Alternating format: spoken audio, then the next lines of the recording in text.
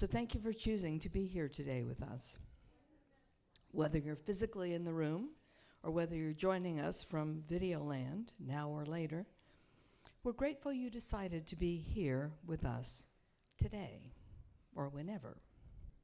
So today I'm going to talk about freedom to do what? And we just saw, those of you who are live or watching Memorex. No, you won't see it on Memorex. Those of us who are live saw freedom to do what in action just a moment ago. So the question is, freedom to do what? Is it a trick question? Every single one of us gets to answer that question for ourselves. Because society, the world, will definitely stomp its feet and say, you are not allowed. Or punish us when we go against what is expected of us. Right?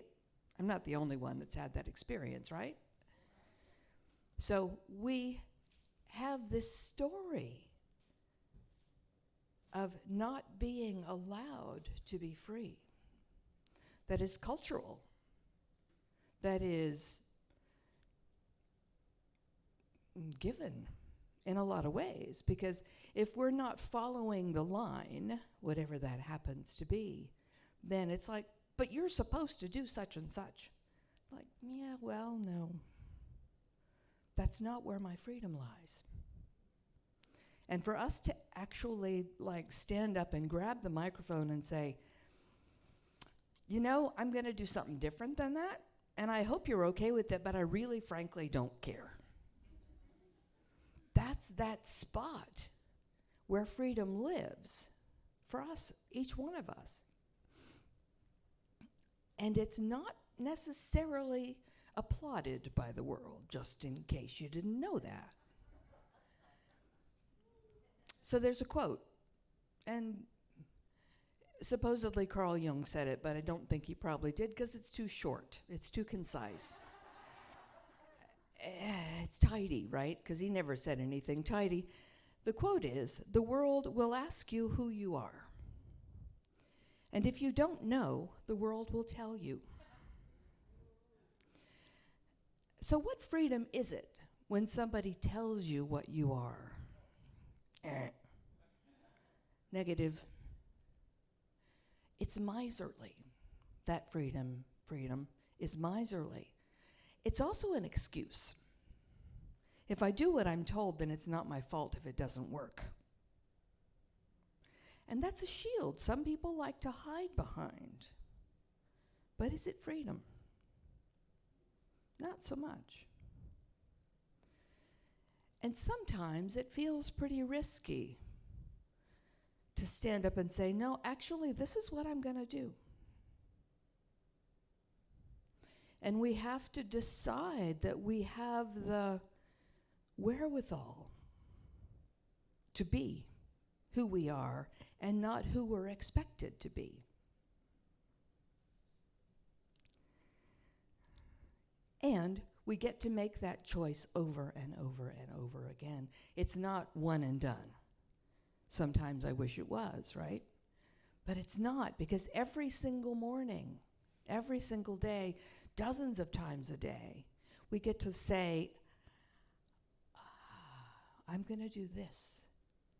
I'm not going to do this, because this is what's truth for me. So last week, Cheryl Richardson wrote a blog post, and it read, each of us has an inner critic who keeps us in line by reminding us to tone down our brightness, to take one step back and stay with the pack, to keep our flaws handy in case we need to pull one out to prove we are card-carrying members of the fit-in club. For some, this voice is loud, persistent, and demanding in its request to stay small enough to keep others comfortable. For others, most people actually, the voice is subtle and sneaky, but equally pervasive and debilitating. We end up playing by its rules to keep ourselves safe and as a result, miss out on fully living our lives. Now, you get close to what you really want, for example, and then sabotage your own efforts because it feels too risky. I'm sure I'm not the only one who's done that too. What if we were to tell our inner critic to sit down and shut up? Or to give it another job and tell it like to watch out for buses or something. Because it won't actually sit down and shut up, but you can give it a job that's useful and take away from it the power to determine what you do. But we have to do that. We have to stay in charge of that inner critical voice and say, I'm sorry, you're not in charge of me. Actually, I'm not sorry. You're not in charge of me. Because if we don't, it will drive. And there's no freedom in that. Well, there is the freedom that's miserly that I already talked about, but really there's no freedom in that. So what has to shift for you to realize you are allowed, encouraged, and even supposed to make decisions, and to begin to embody that divine being that you are, and then take action in that direction? What has to change for you? This is a personal question. I'm not expecting an answer. But I want you to think about it, because really, for every single one of us at every single moment in time, that's the question. What do we have to decide to be in order to live fully? Dr. Holmes, in chapter 17 of the Science of Mind textbooks, page 291, if you want to look it up, wrote, "No, there is no condemnation, for nothing can condemn unless we believe in condemnation. Destroy the thought that would place limitation or bondage upon any situation or condition. Talk to yourself, not to the world. There is no one to talk to but yourself. For all experience takes place within." I hate this next sentence. "Conditions are the reflections of our meditations and nothing else. There is but one mind. That mind is our mind now." We heard Linda say that earlier, and we're going to say it again later. "It never thinks confusion. It never thinks..." I have a typo. That's interesting. Oh well.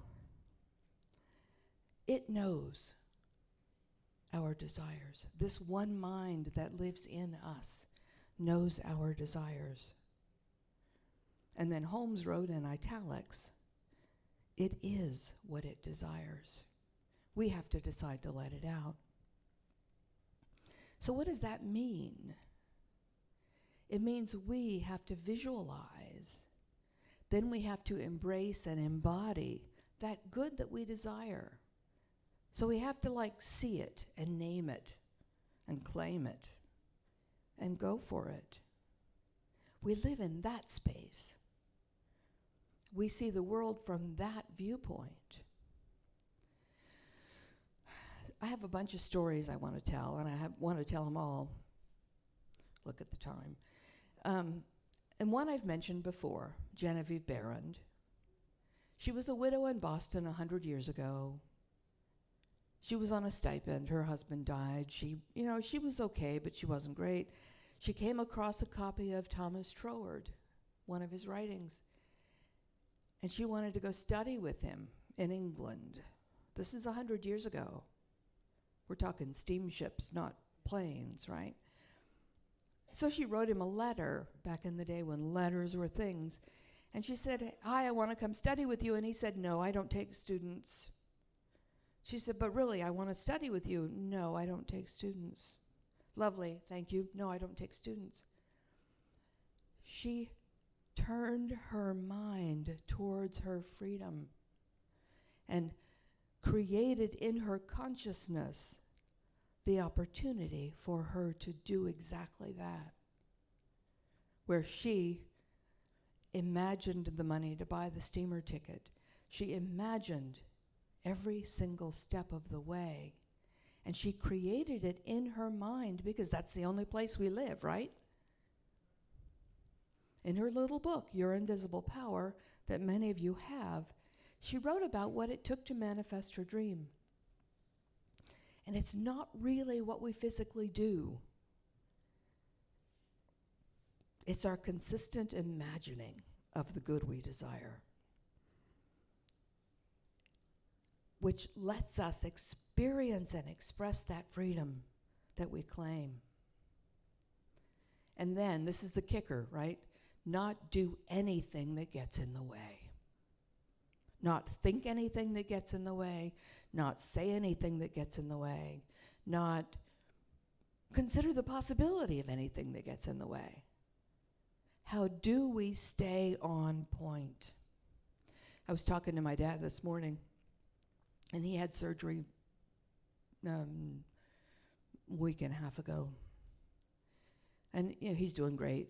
He said, well, I'm doing great now, just as long as nothing else happens. I'm thinking, stop it. Of course, you don't say that to your dad. I thought it. Stop it. Because the body gives us what we tell it. Our world gives us what we tell it. If we say, well, it's great, except I'm worried, well, guess what? So I started thinking about what it means to hold our thought in that place. And I was reminded of a statement that Mary Morrissey made in the Prosperity Plus materials. She says, you don't make the dream happen. You make it welcome. Which means you don't shut the door in its face. You don't say, I'm sorry, I can't have that good right now. You make it welcome. Here, come in, have a seat. Would you like some tea? So then I started thinking about other stories that I knew about people who made their dreams welcome. And the first one I thought of was JFK, when he announced to the Congress that the U.S. was sending a man to the moon safely and bringing them back by the end of the decade, which in 1961 was crazy making. We didn't have the technology. We didn't have any of the technology. But he decided. And he decided that this was what we were going to do. And then he sweetened the pot. And he said, not only are we sending a man to the moon and bringing them back safely, we are also going to have communication satellites that will allow us to talk to people around the world. It's like, wow. There was a time that wasn't so. I mean, for us, it's now so ubiquitous we don't even think about it. But that began then in that talk to this group of folks, right? We will do this. I have a dream. Which, of course, then led me to the I have a dream speech, right? Martin Luther King standing on the steps of the Lincoln Memorial. August of 1963. That speech that we all know as I have a dream speech. The words were not in the written document he was speaking from. They were not there. The script writers had crossed them out. You've used those too many times. They're boring. It's cliche now. Nobody wants to hear that. And Mahalia Jackson was sitting on the stage, and she said, tell him about the dream. So he folded his notes up, and he told him. And that's what we know about that day. He had a dream. We still haven't seen the full manifestation of that dream, but that dream is alive. And it lives when we let it. when we let it show up in our world, it shows up. And then the third story, yeah, I have time. The third story happened to me before I moved to the desert.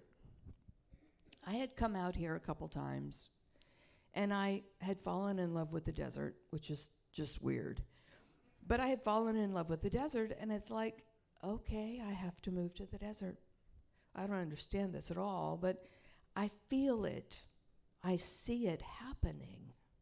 And then all kinds of crazy things happen to allow me to be early retired from my job and move to the desert. And then I got here, and it's like, okay, I'm here. Now what? And I didn't know at the time what looked like. I could see this far, which was, you need to move to the desert, which is what I did. Like, okay, I'm ready for the next piece. What is it? And it showed up. Took about 4 months. But we have to follow the dream as far as it'll take us and trust the next step will be there. Because we can't, I mean, if we could see the whole thing play out, we'd scare ourselves crazy. So we see as far as we can tolerate and go, okay, got it, I'm here, now what? And that's how it works. Because most of us would be terrified. I mean, for me to be standing here, not a hoping. No, doesn't happen. So, because what we're talking about is we're talking about having the freedom to be open to change. Change is not a nice word. Change means I have to leave where I'm comfortable and I have to step into something different. And none of us are real thrilled with different. So Dr. Michael Beckwith talks about 2 ways to experience change. And he says that a bunch of times, but roughly it comes down to something like this. You will be pushed by pain or discomfort until you are pulled by your vision. So you can do it easy, you can do it hard, your choice. Or you can do it not at all, which is really hard. Because that is that ground of dissatisfaction and discomfort and yuckiness. So we're always at choice, right? And we can choose to live in freedom to the positive, or we can choose to live in freedom to be dissatisfied. That's freedom too. It's a choice. I'm free to be unhappy. I'm free to cause things to happen because I'm done with doctor's appointments for now.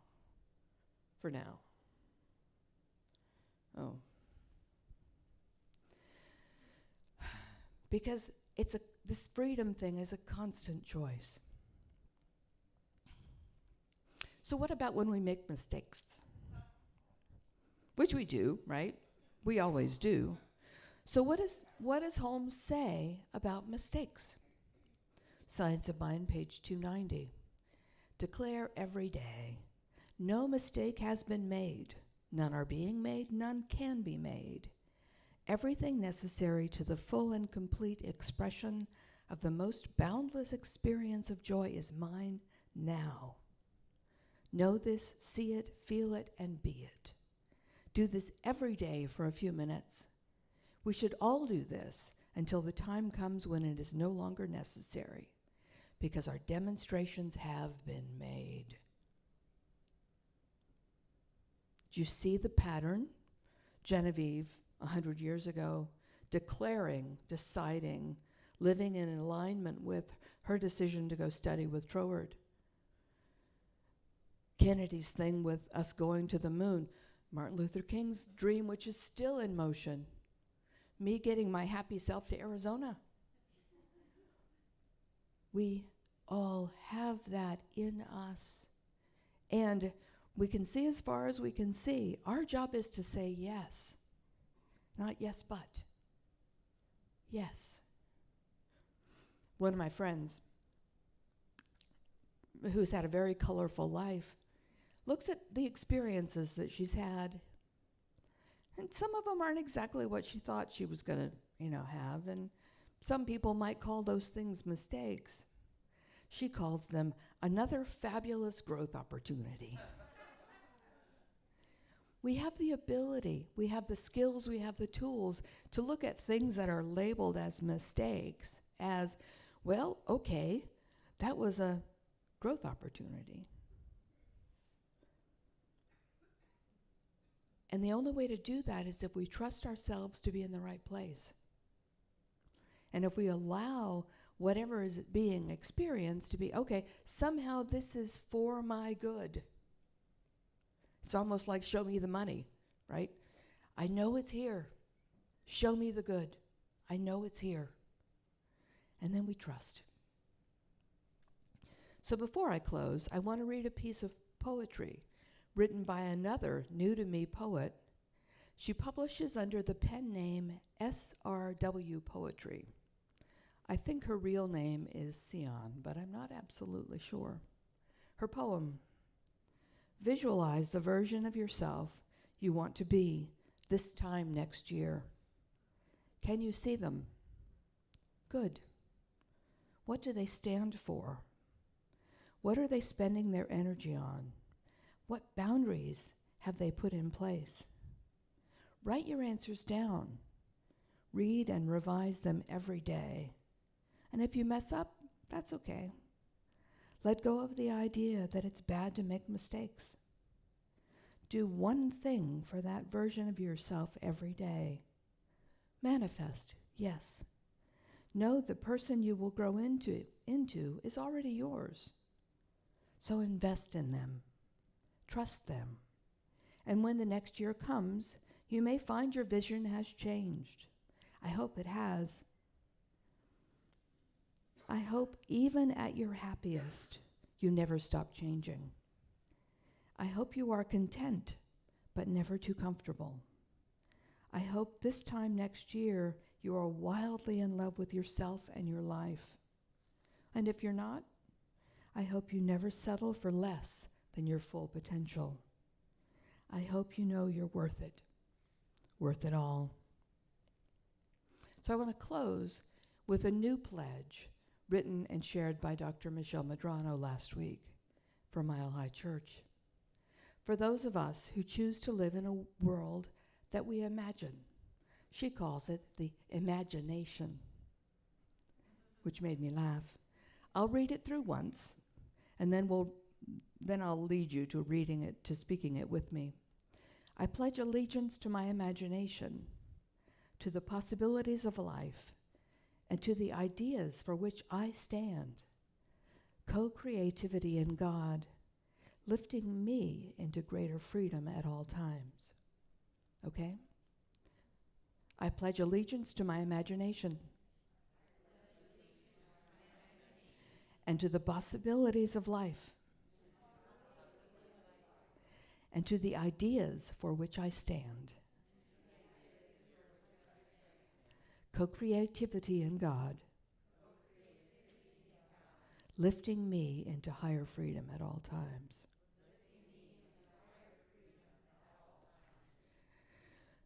When we recognize there's no way to do our life wrong, only different, we can choose to experience this thing called life.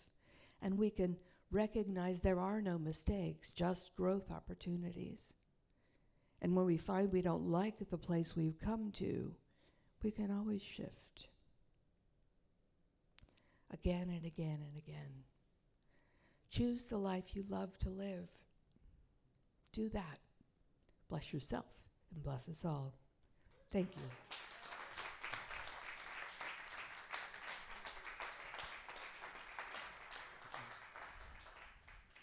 So if I said something useful for you, hold it in your mind while I speak these words of positive affirmation. I know that one life, that life is God's life, also as my life, and the life of each beloved here. that one power and one presence, that one creative expression presents, expresses, explores, lives as me, as each one. That creator of beauty, that creator of substance, that creator of opportunity already lives within each one and expresses through each one and creates by each one and for the benefit of each one. And it is in this space of freedom that everyone lives. And even though freedom may be used momentarily for what looks like detriment, in fact, even in that moment, there's good to be seen. There's good to be experienced. There's good to be remembered, expressed and known and shared. So I stand in this space of remembering that one life, that's my life, that's everyone's life, that's God's life. And I feel the freedom that lives therein. I celebrate this opportunity to practice and know, explore and express this freedom. I know that is true for me and for all. Knowing it can be easy, I relax, allow, and let it be. And so it is. So it is.